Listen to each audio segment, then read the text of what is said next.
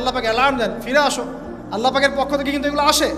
আল্লাহ পাক আদম এবং হাওয়া আলাইহিস সালাম এবং আদম সন্তান সবাইকেই সৃষ্টি করেছেন। উদ্দেশ্য হচ্ছে আল্লাহ পাক আমাদেরকে জান্নাত দিতে চান। আল্লাহ পাক চান যে আমরা যেন জান্নাতে যাই। যদি আমরা জান্নাতে যেতে না পারি পরকালে, একটা কারণে যেতে পারবো না, অনলি একটা কারণ, সেটা হলো আমাদের নিজের দোষে। একটা কারণ, যারা জাহান্নামে যাবে মানুষ এবং জিনদের মধ্যে, নিঃসন্দেহে মহাবিশ্বে তারা ছাড়া জাহান্নামে যাওয়ার উপযুক্ত কেউ ছিল না। ও জাহান্নামে যাওয়ার উপযুক্ত ছিল বলেই আল্লাহ পাক তাকে জাহান্নামে পাঠাবেন। আর যারাই জান্নাতে যাবে প্রত্যেকেই শুধু আমলের বদৌলতে যাবে না, বরং আল্লাহ পাকের রহমতেই যাবে। কেউই তার আমল দিয়ে জান্নাতে যেতে পারবে না।